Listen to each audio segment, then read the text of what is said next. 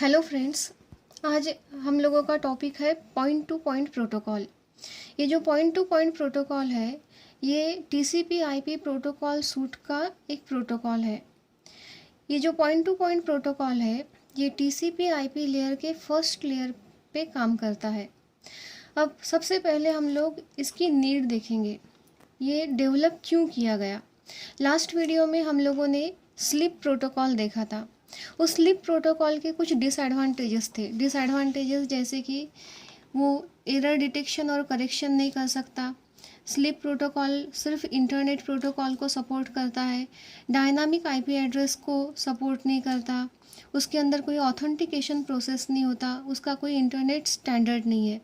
ये सारे जो डिसएडवांटेजेस है ये सब ओवरकम करने के लिए डेवलप हुआ क्या, triple P protocol, that is the point two point protocol. अब ये जो प्रोटोकॉल है ये किसने कब डेवलप हुआ, 1990 में, just to overcome the disadvantages of the SLIP protocol. अब ये प्रोटोकॉल क्यों यूज़ किया जाता है, ये वाला जो प्रोटोकॉल है ट्रिपल पी प्रोटोकॉल, ये प्रोटोकॉल दो मशीन्स को, दो नोड्स को कनेक्ट करने के लिए यूज़ होता है। This protocol is used to create a simple link between two peers in a network to transport the packet. दो नोड्स है, दो नोड्स के बीच में डेटा ट्रांसमिशन के लिए ये प्रोटोकॉल यूज़ किया जाता है। लेकिन इसके अंदर अब दो ही नोड्स है और दो नोड के अंदर जब डेटा ट्रांसमिशन करना होता है तो ये दोनों भी नोड एक दूसरे के साथ में पहले कनेक्ट चाहिए। इसका मतलब सबसे पहले इसका कनेक्शन एस्टाब्लिश चाहिए। अगर कनेक्शन एस्टाब्लिश होगा तो ही ये प्रोटोकॉल काम करेगा। इसका मतलब क्या है कि ये जो प्रोटोकॉल है ये क्या है, connection oriented protocol. This protocol is the connection oriented protocol. ये दो मशीन एक दूसरे के साथ में कनेक्ट है, दो नोड्स, कंप्यूटर 1 एंड कंप्यूटर 2 और नोड 1 एंड नोड 2, ये एक दूसरे के साथ में डायरेक्टली कनेक्ट है। इसका मतलब क्या है, it also uses the end to end protocol. अब इसकी बेसिक रिक्वायरमेंट क्या है वो देखेंगे हम लोग। इसकी बेसिक रिक्वायरमेंट है कि दोनों भी मशीन्स जो है, हमारे दोनों भी जो कंप्यूटर्स है या फिर नोड्स है, वो फुल डुप्लेक्स मोड में काम करने चाहिए। कम्युनिकेशन के 3 मोड्स होते हैं, एक है full duplex mode, full duplex, दूसरा है हाफ डुप्लेक्स और तीसरा है सिंप्लेक्स और सिंपल मोड। इसके अंदर से हम लोगों को रिक्वायर्ड कौन सा है, फुल डुप्लेक्स मोड। ये हाफ डुप्लेक्स पर काम नहीं करेगा, सिंपल जो मोड है उस पर भी ये काम नहीं करेगा। अब फुल डुप्लेक्स मोड का मीनिंग क्या है, फुल डुप्लेक्स का मीनिंग ये है कि ये वाला मशीन यहाँ पे मैसेज ट्रांसमिट करेगा, सोर्स से डेस्टिनेशन पर मैसेज जाएगा, उसी वक्त डेस्टिनेशन भी सोर्स को मैसेज ट्रांसमिट कर सकता है। एट अ टाइम जो रिसीविंग और ट्रांसमिशन का जो काम है वो एट अ टाइम शुरू रहेगा, that is the full duplex mode of the communication. और ये इसकी बेसिक रिक्वायरमेंट है। The only requirement of PPP is that the circuit provided to be the full duplex. ये कैसा चाहिए हम लोगों को, फुल डुप्लेक्स में चाहिए। अब इसका जो स्टैंडर्ड है, स्टैंडर्ड इसका मिला हुआ है और वो जो स्टैंडर्ड है वो किसने दिया है, internet advisory board, that is the IABA ने। और इसका एक RFC नंबर, RFC का मीनिंग क्या होता है, रिक्वेस्ट फॉर कमेंट, ये नंबर भी इसको मिला है, वो नंबर है 1661। अब इसका एक स्टैंडर्ड है, इसके वजह से जब भी ये प्रोटोकॉल किसी नेटवर्क में यूज़ होता है तो वहाँ पे कोई कन्फ्यूजन का काम होता ही नहीं है, because it is the standard one. अब हम लोगों को पता है कि पॉइंट टू पॉइंट ये क्या है, प्रोटोकॉल है, triple P is the protocol. अब प्रोटोकॉल तो है ये, लेकिन ये प्रोटोकॉल जब डेटा ट्रांसमिशन करता है तो डेटा ट्रांसमिशन के लिए ये बाकी के प्रोटोकॉल्स का भी यूज़ करता है। और जब हम लोग बाकी के प्रोटोकॉल्स का यूज़ करते हैं तो उस वक्त हमारा एक प्रोटोकॉल सूट तैयार होता है, जैसे कि TCP/IP मॉडल का प्रोटोकॉल सूट है। TCP/IP मॉडल के जो प्रोटोकॉल सूट है, ये जितने भी प्रोटोकॉल्स है, this are the protocol suite of the TCP/IP model. अब ये सारे प्रोटोकॉल्स, सारे तो नहीं लेकिन इसके अंदर से बहुत सारे प्रोटोकॉल एक साथ में काम करते हैं। तो वैसे ही ये जो ट्रिपल पी प्रोटोकॉल है, ये भी और बाकी के प्रोटोकॉल्स के साथ में काम करता है। तो ये प्रोटोकॉल सूट के अंदर का एक प्रोटोकॉल सूट कहलाता है, और इसी वजह से इसे क्या कहते हैं हम, protocol suit with in a protocol suit. Triple P को ये कहा जाता है protocol suit, that triple P is the protocol suit with in a protocol suit. अब ये with in a protocol suit मतलब कौन सा है हमारा, टीसीपी आईपी मॉडल का प्रोटोकॉल सूट, और ये प्रोटोकॉल सूट है हमारा ट्रिपल पी का प्रोटोकॉल सूट। अब ये जो ट्रिपल पी है, ये हेटेरोजीनियस नेटवर्क डिवाइसेस के साथ में काम कर सकता है, या फिर नेटवर्क के साथ में काम कर सकता है, जैसे होस्ट से ब्रिज, ब्रिज से राउटर, या फिर राउटर से जो कम्युनिकेशन होगा वो सीरियल लिंक के थ्रू होगा। टीसीपी आईपी होस्ट है, उसका कम्युनिकेशन फिर से राउटर के साथ में ट्रिपल पी लिंक के साथ में होगा। और ये जो प्रोटोकॉल है, ये OSI मॉडल के अंदर सेकंड लेयर का प्रोटोकॉल है, और TCP IP मॉडल जो है हमारा, उसके अंदर ये इसका फर्स्ट लेयर प्रोटोकॉल है। अगर हम TCP IP मॉडल की बात करते हैं और बॉटम अप अप्रोच लेते हैं या फिर बॉटम से टॉप में जाते हैं, तो ये जो लिंक लेयर है ये इसका फर्स्ट लेयर है, और ये जो ट्रिपल पी प्रोटोकॉल है ये लिंक लेयर पर काम करता है। अब देखते हैं कि कौन कौन सी सर्विसेज से ट्रिपल पी प्रोटोकॉल हम लोगों को प्रोवाइड करता है। सबसे पहली सर्विस आती है डिफाइन फॉर्मेट ऑफ फ्रेम। ये ट्रिपल पी प्रोटोकॉल क्या करता है कि जो फ्रेम हम लोगों को भेजना है, जो हमारा डेटा फ्रेम है, वो जो डेस्टिनेशन के ऊपर ट्रांसमिट करना है, उसका फॉर्मेट ये डिफाइन करता है। ये सर्विस हम लोगों को प्रोवाइड करता है। दूसरी सर्विस है लिंक एस्टैब्लिशमेंट प्रोसेस। अब जैसे कि यहाँ पे हम लोगों ने देखा कि सोर्स और डेस्टिनेशन, इनके बीच में पहले से कनेक्शन होना चाहिए। अगर कनेक्शन रहा तो ये प्रोटोकॉल काम करेगा। तो यहाँ पे कनेक्शन को वर्ड यूज़ किया है, वो वर्ड है लिंक एस्टैब्लिशमेंट प्रोसेस, मतलब कनेक्शन एस्टैब्लिश ये प्रोटोकॉल खुद ही करेगा। उसके बाद में थर्ड सर्विस है डेटा एक्सचेंज प्रोसेस। डेटा का एक्सचेंज मतलब source to destination, destination to source, ये डेटा एक्सचेंज करेगा। ये सर्विस भी ये प्रोवाइड करता है। उसके बाद में फोर्थ नंबर की सर्विस है that is the define how network layer data encapsulation in data link format. जो नेटवर्क लेयर का डेटा है उसको इनकैप्सुलेशन करना डेटा लिंक लेयर के फॉर्मेट में, ये काम भी कौन करेगा, ये ट्रिपल पी प्रोटोकॉल करेगा। जो डेटा ऊपर के लेयर से, हायर लेयर से लोअर लेयर पर आता है, जैसे कि डेटा इंटरनेट लेयर से नीचे आ रहा है लिंक लेयर पर, तो उस डेटा को क्या कहते हैं, उस डेटा को कहा जाता है payload. The data which is coming from upper layer to lower layer, या फिर एक लेयर से दूसरे लेयर पर जो डेटा जाता है उसे क्या कहते हैं हम लोग, पेलोड कहते हैं। और ये पेलोड का इनकैप्सुलेशन का काम ये कौन करता है, ट्रिपल पी करता है। उसके बाद में नेक्स्ट सर्विस ये प्रोवाइड करता है कनेक्शन ऑथेंटिकेशन। जो भी कनेक्शन एस्टैब्लिश होगा उसका ऑथेंटिकेशन। अब ऑथेंटिकेशन के बहुत सारे तरीके हैं, जैसे कि यूज़र नेम और पासवर्ड देकर ऑथेंटिकेशन किया जाता है। तो ये ऑथेंटिकेशन का काम भी कौन करता है, ये ट्रिपल पी प्रोटोकॉल करता है। उसके बाद में ट्रांसमिशन इंक्रिप्शन। अब इंक्रिप्शन है मतलब थोड़े बहुत लेवल पर ये सिक्योरिटी भी प्रोवाइड करता है। उसके बाद में नेक्स्ट सर्विस है कॉम्प्रेशन।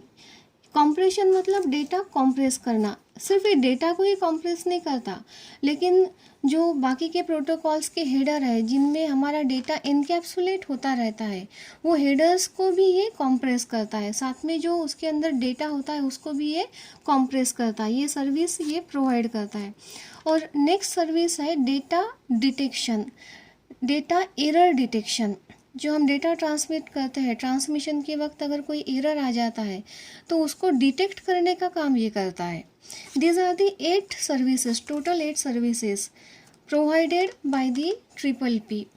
अब कौन सी सर्विसेज से प्रोवाइड नहीं करता, तो सबसे पहली सर्विस है नो एरर रिकवरी और नो एरर करेक्शन।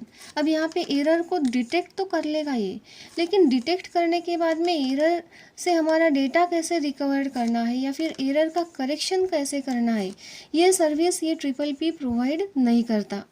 उसके बाद में दूसरी सर्विस जो प्रोवाइड नहीं करता वो है very simple mechanism of error control. Error control करेगा लेकिन बहुत ही सिंपल तरीके से, हाई लेवल पे एरर कंट्रोल भी ये कर नहीं सकता है। उसके बाद में ये फ्लो कंट्रोल भी नहीं कर सकता है। जो डेटा हम लोगों का ट्रांसमिट होता है उसका जो फ्लो होता है, अगर बहुत ज़्यादा फ्लो से हमारा डेटा ट्रांसमिट हो रहा है तो उसका जो फ्लो है ये कंट्रोल नहीं कर सकता। Now see the three main components of triple P. ऐसे कंपोनेंट्स जिस कंपोनेंट के साथ में हमारा ट्रिपल पी काम करता है, उसके अंदर से सबसे पहला कंपोनेंट आता है link control protocol. Actually this one is the component of triple P but this is the protocol. ये भी क्या है, एक प्रोटोकॉल है।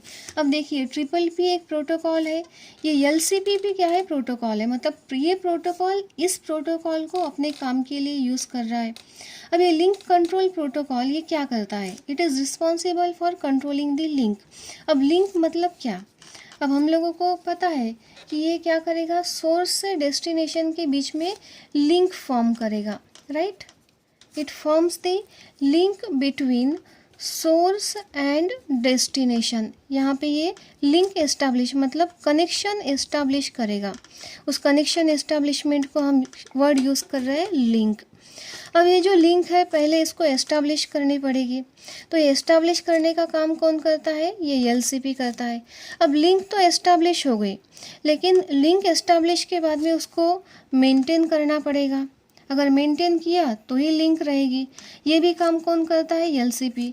उसके बाद में उसको कॉन्फ़िगर करना पड़ेगा, और कॉन्फ़िगर करने के बाद में जब एक्चुअल डेटा ट्रांसमिशन हो जाएगा सोर्स टू डेस्टिनेशन या फिर वाइस वर्सा, जो भी हमारा काम है वो हो जाएगा, उसके बाद में ये जो लिंक है इसको टर्मिनेट भी करना पड़ेगा।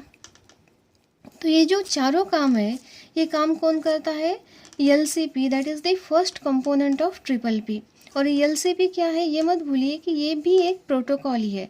ये भी प्रोटोकॉल है, ये प्रोटोकॉल एलसीपी ये प्रोटोकॉल को यूज़ कर रहा है। उसके बाद में दूसरा कंपोनेंट होता है ऑथेंटिकेशन।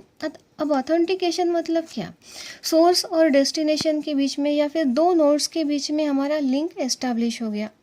लिंक एस्टैब्लिश होने के बाद में वो ऑथेंटिकेट है क्या नहीं, दोनों नोड्स ऑथेंटिकेट है क्या नहीं, ये फाइंड आउट करने का भी काम कौन करता है, ये ट्रिपल पी का जो कंपोनेंट है ऑथेंटिकेशन वो करता है। और इसके लिए ये दो प्रोटोकॉल्स यूज़ करता है, पीएपी एंड सीएचएपी। अब ये पीएपी क्या है, पासवर्ड ऑथेंटिकेशन प्रोटोकॉल, और सीएचएपी क्या है, CHAP is also the protocol. That one is the challenge handshake authentication protocol. अब देखिए ट्रिपल पी प्रोटोकॉल है, एलसीपी ये भी प्रोटोकॉल है, ऑथेंटिकेशन के लिए पीएपी और सीएचएपी ये भी प्रोटोकॉल है। और ये ऑथेंटिकेशन क्या करेगा, perform the process of authentication. उसके बाद में थर्ड कंपोनेंट आता है, that one is the network control protocol. अब देखिए ये भी एनसीपी भी क्या है, ये भी प्रोटोकॉल है। और ये जो थर्ड कंपोनेंट है इसकी ड्यूटीज़ क्या है, managing the network layer protocol. जो नेटवर्क लेयर प्रोटोकॉल है उसको मैनेज करना। उसके बाद में connection with the network layer, जो हमारे टीसीपी आईपी का अपर लेयर है, that is the second layer. यहाँ पे ये ट्रिपल पी लिंक लेयर पर काम कर रहा है। उसके ऊपर है हमारा इंटरनेट लेयर। ये दोनों के बीच में कनेक्शन करने का काम कौन करेगा, हमारा एनसीपी करेगा। ऊपर से जो भी डेटा आता है या फिर नीचे से ऊपर जो डेटा जाता है उसको इनकैप्सुलेट करने का काम कौन कर रहा है, एनसीपी कर रहा है। इस तरह से ये तीन कंपोनेंट है, link control protocol, authentication and third one is the network control protocol. और ये सब क्या यूज़ कर रहे हैं, प्रोटोकॉल्स ही है। मतलब ये वाला प्रोटोकॉल ये प्रोटोकॉल्स को यूज़ कर रहा है, इसलिए हमारा जो ये स्टेटमेंट है protocol suit with in the protocol suit, ये यहाँ पे जस्टिफाई होता है। अब देखते हैं इसका वर्किंग कैसे है, वर्किंग या फिर ट्रांजिशन फेजेस। अब इसका ये डायग्राम है, ये फेज डायग्राम का, ये ट्रांजिशन फेज डायग्राम कहते हैं हम लोग इसको, transition phase diagram of triple P. अब हम लोग कह रहे हैं कि ये जो ट्रिपल पी प्रोटोकॉल है ये क्या करता है, सोर्स या फिर दो नोड्स के बीच में, नोड 1 और नोड 2, ये दोनों के बीच में कनेक्शन माने लिंक एस्टैब्लिश करता है। अब जब दोनों के बीच में लिंक एस्टैब्लिश नहीं होता तब कैसे रहता है, ये लिंक डेड कंडीशन में रहता है। तो ये सबसे पहली फेज़ है, our link is in the dead condition. ये सबसे पहला हमारा फेज़ है, ट्रांजिशन फेज़। डेड कंडीशन मतलब लिंक इज़ नॉट यूज्ड, ये सबसे पहला आ गया। ओके, अब लिंक एस्टैब्लिश करना है मतलब एक नोड को दूसरे नोड के साथ में कम्युनिकेशन करना है। अब लिंक एस्टैब्लिश करना है तो उसके लिए दूसरा फेज़ आता है, that one is the link establishment phase, ये वाला। और इसका काम क्या है, नोड स्टार्ट्स द कम्युनिकेशन।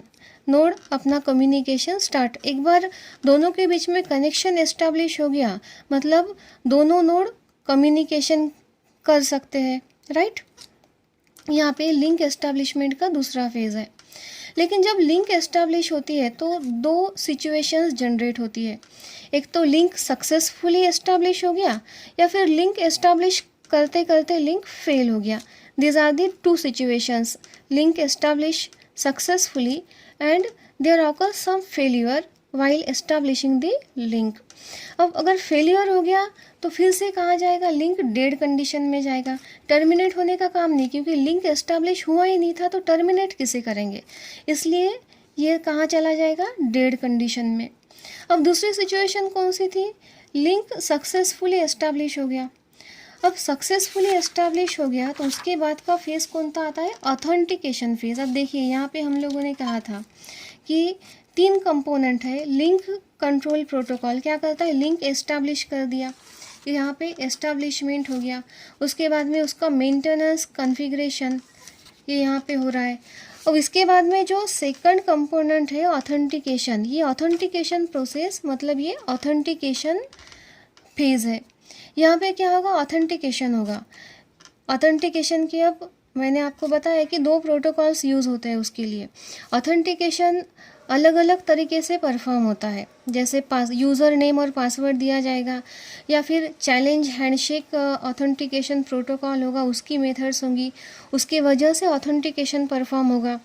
लेकिन यहाँ पे भी फिर से 2 सिचुएशन बनती है, एक तो ऑथेंटिकेशन सक्सेसफुल हो जाएगा या फिर जब ऑथेंटिकेशन प्रोसेस होगी और वो फेल हो जाएगी। यहाँ पे फिर से 2 सिचुएशन है, authentication gets fail and authentication gets goes in the successful state.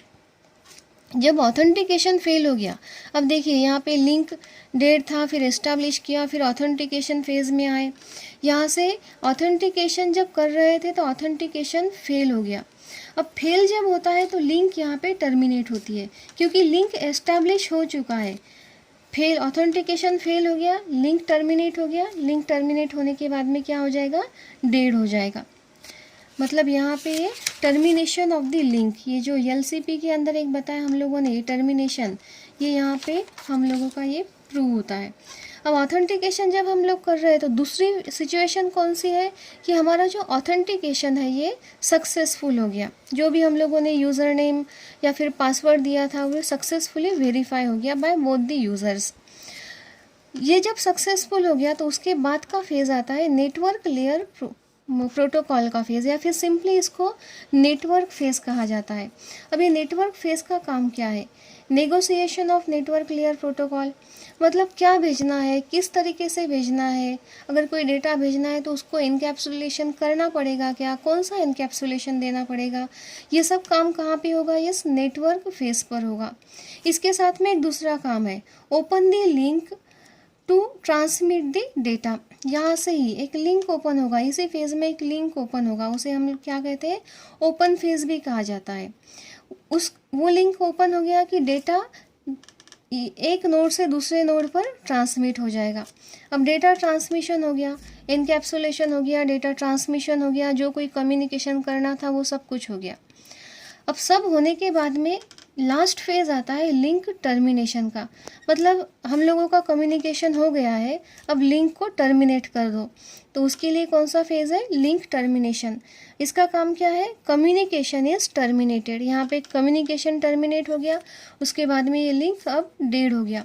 इस तरह से ये क्या है? Working of the triple P और the transition phases of the triple P.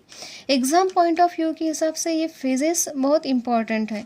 Now there are the 5 phases: link, dead phase, establishment phase, authentication phase, network phase. Network phase के अंदर ही दूसरा कौन सा आता है? Open phase.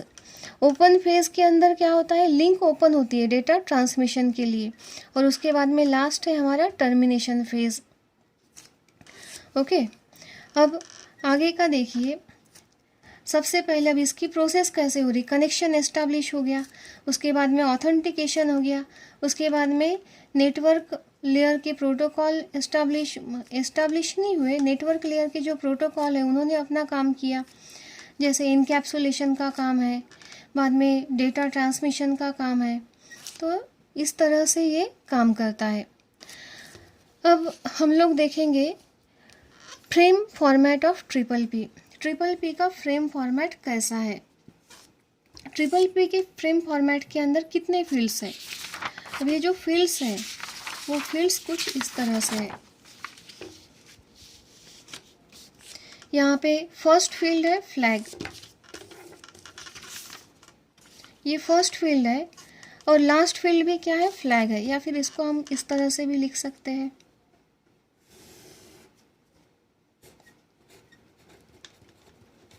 This is the first field.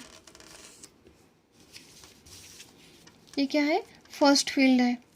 ये first field कितने bite का है? ये 1 बाइट का है।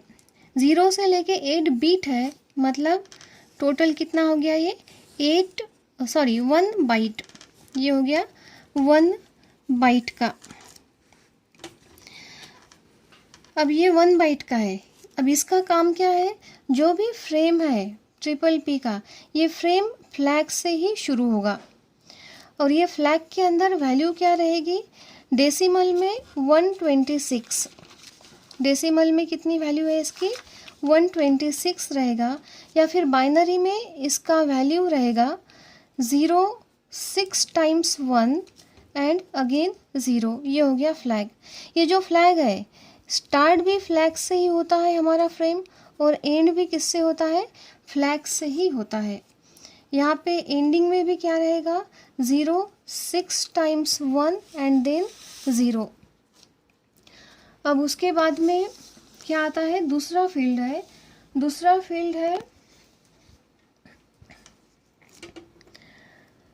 फील्ड है हमारा एड्रेस फील्ड। अब ये एड्रेस फील्ड के अंदर क्या है? एड्रेस फील्ड के अंदर होता है डेस्टिनेशन का एड्रेस। लेकिन अब हम लोगों को पता है कि यहाँ पे कम्युनिकेशन तो 2 ही नोड के बीच में हो रहा है, मतलब डेस्टिनेशन हम लोगों का फिक्स है, एक से ज़्यादा तो डेस्टिनेशन है ही नहीं। इसके वजह से ये जो एड्रेस फील्ड है ये हमारा मीनिंगलेस ही बनता है, और इसके वजह से यहाँ पे जो वैल्यू हम लोग डालते हैं वो डालते हैं 8 टाइम्स 1। अब 8 टाइम्स 1 का मीनिंग क्या है? That is in decimal, that is the 255। और जब हम 255 नंबर यूज़ करते हैं तो उसका मतलब क्या होता है? हम लोगों ने वो एड्रेस ब्रॉडकास्ट कर दिया है, ब्रॉडकास्ट ऑफ एड्रेस। अब नेक्स्ट फील्ड आता है कंट्रोल फील्ड। अब हम लोगों को पता है इसकी जो सर्विसेज प्रोवाइड नहीं करता उसमें एक है कि ये ना फ्लो कंट्रोल करता है, no flow control, no error control, कुछ भी नहीं करता ये। तो इसके वजह से ये जो फील्ड है ये भी कैसा है? मीनिंगलेस ही है। इसके अंदर एक कांस्टेंट वैल्यू डाल दी, वो कांस्टेंट वैल्यू है 6 time 0 and 1 that is the decimal में 3। अब नेक्स्ट फील्ड है प्रोटोकॉल। ये जो प्रोटोकॉल है, अब ये प्रोटोकॉल फील्ड क्या करता है? ये प्रोटोकॉल फील्ड के अंदर लिस्ट होती है कौन सी लिस्ट होती है कि ट्रिपल पी कौन कौन से प्रोटोकॉल कम्युनिकेशन के लिए यूज़ कर रहा है। जैसे कि ये एलसीपी यूज़ कर रहा है, उसके बाद में पीएपी, सीएचएपी, देन एलसीपी, ये जो प्रोटोकॉल यूज़ कर रहा है ये प्रोटोकॉल की लिस्ट रहेगी, उनके आरएफसी नंबर्स यहाँ पे दिए रहेंगे। उसके बाद का फील्ड आता है आवर एक्चुअल डेटा फील्ड और it also called as the information field. अब ये कैसे है, वेरिएबल है, इसके अंदर एक्चुअल डेटा रहेगा हमारा। अब ये जो फील्ड है इसके अंदर हम ज़्यादा से ज़्यादा कितना डेटा कैरी कर सकते हैं, दैट इज़ द 1500 बाइट। कितना कैरी कर सकते हैं, 1500 बाइट। और इसको क्या कहा जाता है, it is called as the MRU। MRU का मतलब क्या है, maximum receive unit. Maximum receive unit मतलब मैक्सिमम एटमोस्ट ये कितना कैरी करेगा, ये जो फ्रेम है एटमोस्ट कितना कैरी करेगा, 1500 बाइट। अगर इससे ज़्यादा बड़ा डेटा रहा तो 2 फ्रेम तैयार हो जाएंगी। अगर उससे छोटा डेटा रहा, 1500 बाइट से कम डेटा रहा, तो फिर ऐसे केस में क्या होगा, पैडिंग होगा।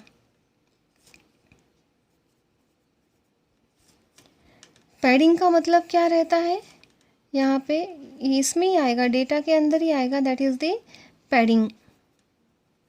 पैडिंग का मतलब है अगर हमारा जो MRU है वो 1500 बाइट से कम हो गया तो कुछ मीनिंगलेस डेटा इसके साथ में ऐड करके उसकी कैपेसिटी कितनी बनाएंगे हम लोग, 1500 बाइट। अब उसके आगे का फील्ड है हमारा, वो है FCS। FCS क्या है, FCS is nothing but the frame check sequence. जो हम लोग ट्रांसमिट करेंगे, फ्रेम ट्रांसमिट करेंगे, उसका चेकिंग होगा। और वो चेकिंग कहाँ से होता है, एड्रेस फील्ड से लेकर तो हमारा जो पैडिंग है मतलब डेटा जहाँ तक है यहाँ तक ये FCS काम करेगा। ये जो हमारा डेटा है इस डेटा को ही हम लोग एक और वर्ड यूज़ करते हैं, that word is the payload. मतलब एक लेयर से दूसरे लेयर में या फिर अपर लेयर से लोअर लेयर में आने वाला data. This is the all about this frame format of triple P. अब यहाँ पे एक डायग्राम दिया हुआ है, ओवरव्यू ऑफ ट्रिपल पी। अब देखिए ये इस तरह से हमारा ट्रिपल पी काम करता है। ये आईपी मतलब ये कौन सा लेयर है, second layer of TCP IP model, इसका ये सेकंड लेयर है। और यहाँ से लेकर तो यहाँ तक ये जो है ये सब क्या है, हमारा ट्रिपल पी का काम है। ट्रिपल पी कौन से लेयर पर काम करता है, first layer of TCP IP model. ये फर्स्ट लेयर है TCP IP का। उसके बाद में हम लोगों ने जो इसकी कंपोनेंट्स देखे थे, लिंक कंट्रोल प्रोटोकॉल, देखिए यहाँ पे अब ये लिंक कंट्रोल प्रोटोकॉल देखा था। ये लिंक कंट्रोल प्रोटोकॉल का काम क्या है, लिंक को कंट्रोल करना। लिंक एस्टैब्लिश किया, बाद में डेटा कॉम्प्रेशन यहीं पे होता है, हेडर कॉम्प्रेशन यहीं पे होता है। जो कोई नेगोशिएशन करना है कि लिंक एस्टैब्लिश करनी है, आपकी सहमति है या नहीं, ऐसा जो कोई नेगोशिएशन है वो सब कहाँ पे होता है, यहाँ पे होता है। उसके बाद में दूसरी प्रोसेस थी हमारी ऑथेंटिकेशन की। ये ऑथेंटिकेशन यहाँ पे हो रहा है by means of the PAP CHAP protocol. Authentication, tell me who are you, confirmation कर लेना कि मैं जिससे भी डेटा ट्रांसमिशन कर रहा हूँ वो सही है, वो यूज़र सही है या गलत है, इस टाइप का जो कन्फर्मेशन है by means of the user name and the password. इसके अंदर बहुत सारे मेथड्स हैं। अब थर्ड जो था that one is the network control protocol. ये NCP यहाँ पर है। इसका काम क्या है, अपर लेयर से डेटा लेना, उसको एनकैप्सुलेट करना, बाद में उसका ट्रांसमिशन करना। This is all about the triple P. तो आज हम लोगों ने क्या क्या देखा है, need of the triple P, उसके बाद में देखा है history of the triple P, then services provided by the triple P, services not provided by triple P, components of the triple P, phases or transition phases of the triple P, transition phases of the triple P, frame format of triple P. Thank you very much.